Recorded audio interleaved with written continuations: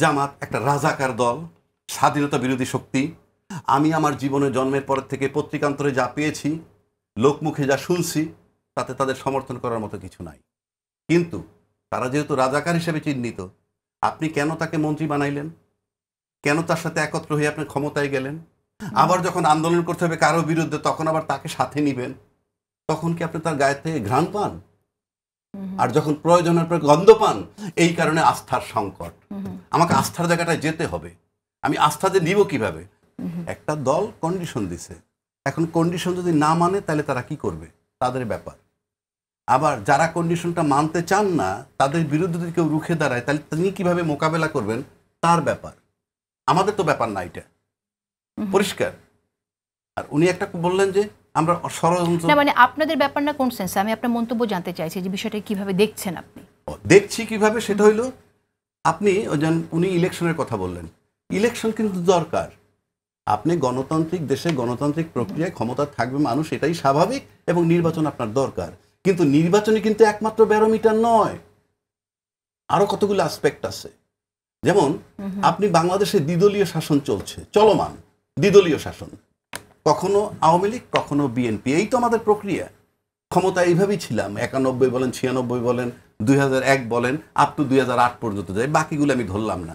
এখানে কিন্তু কেউ পরপর 2 বছর থাকতে পারেনি, অর্থাৎ অল্টারনেটিভ হয়ে গেছে। মানে কি, 5 বছর তার পারফরমেন্স দেখছি জনগণ, তারপরে তার উপর থেকে আস্থা সরে গেছে, আবার 5 বছর আবার পূর্বের জন্য আসছে। এটা মানুষ কি অল্টারনেটিভ খোঁজে। যেহেতু কোনো অপশন নাই, তাই এই দুইটার ভিতরে বিরাজ করতেছিল। এক সময় যখন লোভ হয়ে গেল আমি আর নামবো না, তখন তাদের চিন্তা ভাবনা চেঞ্জ হলো, সেটা ভিন্ন কথা। আজকে কি হলো? আজকে কিন্তু বাংলাদেশে একদলীয় অবস্থায় আমরা আছি। আপনি যে দ্বিদলীয় থেকে একটা দল কিন্তু নাই।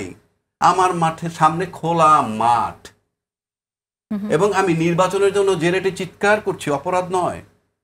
কিন্তু কাদেরকে নিয়ে আমি নির্বাচন করতে যাচ্ছি? সেই পুরনো প্রশাসন, সেই লোকগুলো, একটু চেঞ্জ হয় নাই। এই লোকগুলো থাকাকালীন আমি 24-এ নির্বাচন করি নাই, 18-তে নাম কস্তা করছি, 14-তেও করিনি। লেভেল প্লেইং ফিল্ড নাই, আস্থা নাই, ইত্যাদি ইত্যাদি। বর্তমান সরকারও এনসিপির দিকে পক্ষপাতিত্ব, জামাতের প্রভাব তার উপরে আছে, এই আলোচনাও আছে। তারপরেও ফার্ম ডিটারমিনেশন নির্বাচন করব, একটাই কারণ, সামনে কেউ নাই। তা না হলে আপনি এই একই প্রশাসন দিয়ে লেভেল প্লেইং ফিল্ড চিন্তা করলে 24-এর নির্বাচনে যাননি কেন? সামনে কেউ নেই বলতে আপনি কি বলতে চাইছেন? কার কথা বলছেন? প্রতিদ্বন্দ্বী নাই। আপনি কি বিএনপির কথাই বলছেন যে বিএনপির সামনে আমি এত ক্লারিফাই করব না তো। আমরা একটু খোলাখুলি কথা বলি। আপনি যখন এই কথাটাই বললেন, তখন আমি জামাতের একজন নেতার কথা বলি। জামাতের একজন নেতা তো তিনি তার এক বক্তৃতায় বলেছেন যে সামনে বিএনপিকে বিরোধী দলে যেতে হবে, আমরাই জিতবো। এবং আবার আমরা বিএনপি স্ট্যান্ডিং কমিটির মেম্বারকে বলতে শুনলাম যে তারা এত যখন কনফিডেন্ট, তাহলে ইলেকশনে আসছে না কেন? এখন আসেন, এইটির থেকেই বলি, একটা গণভোটের প্রশ্ন আসছে।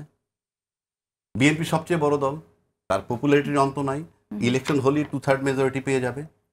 যদি তাই হয়, তাহলে তো কোন পদ্ধতিতে কিছু আসে যায় না। আমার তো সলিউশন দরকার। গণভোটের কথা একটা আসছে, দুইজনই গণভোট করতে রাজি, একজন ইলেকশনের আগে, একজন ইলেকশনের পরে। ইলেকশনের পরে গণভোট হবে, এই ভেক্টর আমি বিশ্বাস করব কেন? এখন যদি বলেন বিশ্বাস করবেন না কেন, ওই যে রাজনীতিতে শেষ কথা বলতে কিছু নাই, নাম্বার 1। নাম্বার 2, জামাত একটা রাজাকার দল, স্বাধীনতা বিরোধী শক্তি। আমি আমার জীবনে জন্মের পর থেকে পত্রিকান্তরে যা পেয়েছি, লোকমুখে যা শুনছি, তাতে তাদের সমর্থন করার মতো কিছু নাই। কিন্তু তারা যেহেতু রাজাকার হিসেবে চিহ্নিত, আপনি কেন তাকে মন্ত্রী বানাইলেন? কেন তার সাথে একত্র হয়ে আপনি ক্ষমতায় গেলেন? আবার যখন আন্দোলন করতে হবে কারো বিরুদ্ধে, তখন আবার তাকে সাথে নিবেন। তখন কি আপনি তার গায়ে থেকে ঘ্রাণ পান? আর যখন প্রয়োজনের পর গন্ধ পান, এই কারণে আস্থার সংকট। আমাকে আস্থার জায়গাটায় যেতে হবে। আমি আস্থা যে নিব কিভাবে? আর একটা কথা বলছে, নেপালে আন্দোলন হয়েছে, ছাত্ররা যায় নাই। ভালো কথা, নেপালে আন্দোলন হয়েছে, আর নেপালে আন্দোলন ফার্স্ট ডে যেদিন দায়িত্ব নিয়েছেন, সেদিন সে নির্বাচনের ডেট দিচ্ছেন। হ্যাঁ, আর আমাদের এত মেধাবী রাজনীতিবিদরা কোথায় ছিলেন যখন বঙ্গভবনে উনি দায়িত্ব নিলেন? হ্যাঁ, তখন নির্বাচনের ডেট, ওনার মেয়াদ কতদিন, কিভাবে নির্বাচন করবেন, সেটা ডিসাইড হয়েছে। চিন্তা করেন তো, তারা কত ম্যাচিউরড, আর আমরা কি তখন কেন ডিসাইড করলেন না? আচ্ছা। 2 নম্বর, সংবিধান মোতাবেক নির্বাচন হবে, নির্বাচনী তফসিল দেওয়া হয় নাই, বাট রোড ম্যাপটা আসছে। তো রোডম্যাপ যদি আইসা থাকে, নির্বাচনের ডেট দিছে, মানে কি সংস্কার আলোচনায় ঐক্যমত্যে আসতে পারছে না, ইট ইজ ইম্যাটেরিয়াল। নির্বাচনের তফসিল আসবে, আপনার নির্বাচনী প্রচারণায় যান।